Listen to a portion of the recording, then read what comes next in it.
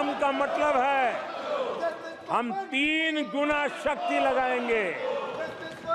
हमारी तीसरी टर्म का मतलब है हम देशवासियों को 3 गुना परिणाम ला करके देंगे।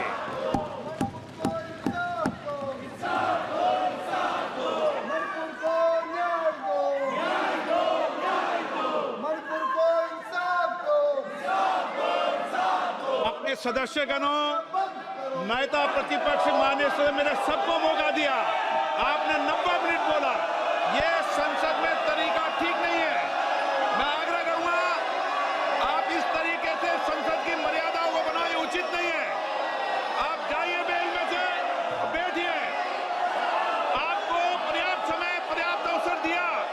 आपको 90 मिनट बोलने दिया और समय पूरा दिया। आपकी सभी सदस्यों को बोलने का अवसर दिया, लेकिन आप जब सदन के नेता बोलते हैं, जिस तरीके का व्यवहार करते हैं, ये संसदीय परंपराओं के अनुरूप नहीं है।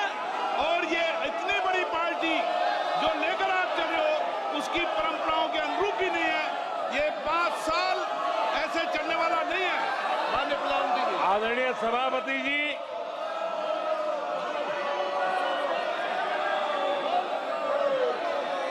आदरणीय सभापति जी, एनडीए का तीसरी बार सरकार में आना एक ऐतिहासिक घटना है। आजादी के बाद ये सौभाग्य दूसरी बार इस देश में आया है और 60 साल के बाद आया है। इसका मतलब ये सिद्धि पाना कितना कठोर परिश्रम के बाद होता है, कितना अभूतपूर्व विश्वास संपादन होने के बाद होता है। ऐसे ही ये राजनीति के खेल से नहीं होता है, जनता जनार्दन की सेवा से प्राप्त आशीर्वाद से होता है। आदरणीय सभापति जी, जनता ने हमें स्थिरता और निरंतरता, इसके लिए जनादेश दिया है। लोकसभा चुनाव के साथ ही आदरणीय सभापति जी, लोगों की नजर से यह चीजें जरा ओझल हो गई।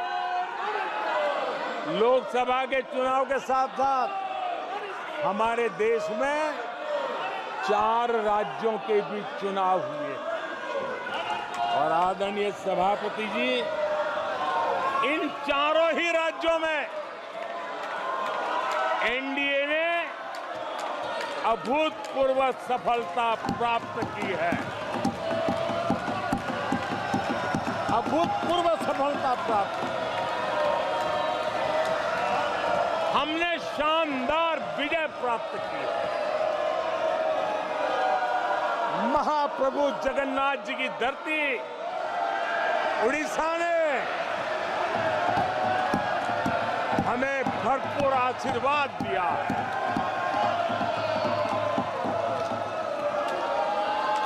आदरणीय सभापति जी, आंध्र प्रदेश एनडीए ने क्लीन स्वीप किया है। सूक्ष्मदर्शक यंत्र में भी ये नजर नहीं आते हैं। आदरणीय सभापति जी, अरुणाचल प्रदेश हम फिर एक बार सरकार बनाई है। सिक्किम में एनडीए ने फिर एक बार सरकार बनाई है। अभी 6 महीने पहले ही आदरणीय सभापति जी, आपका होम स्टेट राजस्थान, मध्य प्रदेश और छत्तीसगढ़ में हमने प्रचंड विजय पाया है। आदरणीय सभापति जी, हमें नए नए क्षेत्रों में जनता का प्यार मिल रहा है, जनता का आशीर्वाद मिल रहा है। आदरणीय सभापति जी, बीजेपी ने केरला में इस बार खाता खोला है और बड़े गर्व के साथ केरला से हमारे सांसद हमारे साथ बैठते हैं। तमिलनाडु में कई सीटों पर बीजेपी ने दमदार उपस्थिति दर्ज की है। कर्नाटक, यूपी और राजस्थान में पिछली बार की तुलना में बीजेपी का वोट परसेंट बढ़ा है। आने वाले समय में 3 राज्यों में चुनाव है। जिन राज्यों में चुनाव उसमें से 3 की मैं बात करता हूं। महाराष्ट्र, हरियाणा है और हमें बढ़त मिली है। जनता जनार्दन का भरपूर आशीर्वाद हमारे साथ है।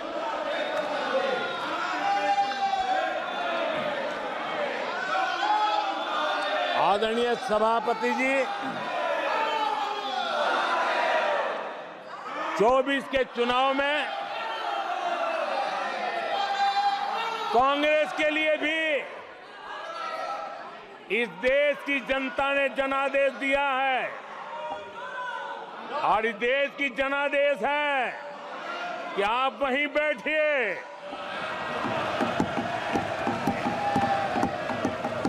विपक्ष में ही बैठो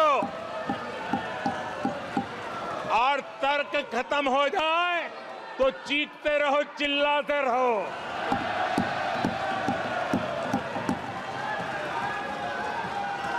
आदरणीय सभापति जी,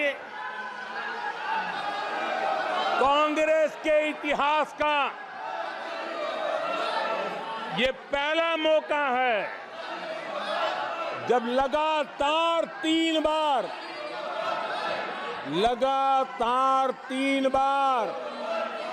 कांग्रेस 100 का आंकड़ा पार नहीं कर पाई है। कांग्रेस के इतिहास में ये तीसरी सबसे बड़ी हार है। तीसरा सबसे खराब प्रदर्शन है। अच्छा होता कांग्रेस अपनी हार स्वीकार करती, जनता जनार्दन के आदेश को सर आंखों पर चढ़ाती, आत्ममंथन करती, लेकिन ये तो कुछ शीर्षासन करने में लगे हुए हैं।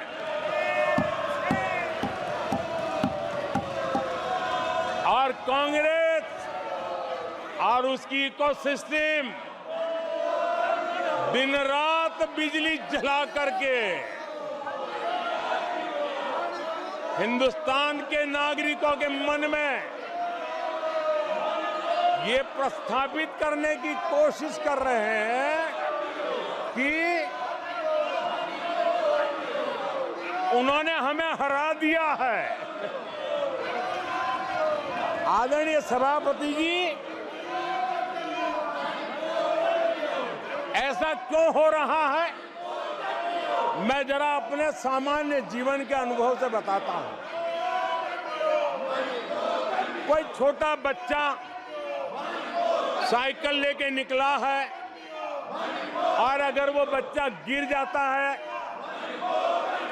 साइकिल से लुढ़क जाता है, रोने लगता है, तो कोई बड़ा व्यक्ति आकर के उसके पास पहुंच जाता है और उसको कहता है, देखो चींटी मर गई, देखो चिड़िया उड़ गई, अरे देखो तुम तो बहुत बढ़िया साइकिल चलाते हो, अरे तुम तो गिरे नहीं हो।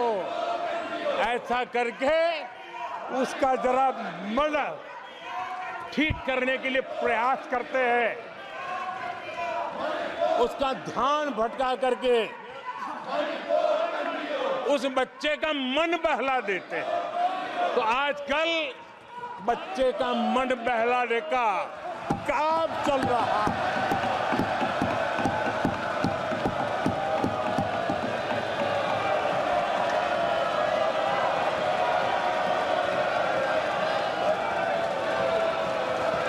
और कांग्रेस के लोग और उनका इकोसिस्टम आजकल ये मन बहलाने का काम कर रहा है। आदरणीय सभापति जी, 1984 उस चुनाव को याद कीजिए। उसके बाद इस देश में 10 लोकसभा के चुनाव हुए। 10 लोकसभा के चुनाव हुए। 84 के बाद 10 लोकसभा के चुनाव होने के बावजूद भी कांग्रेस 250 के आंकड़े को छू नहीं पाई है।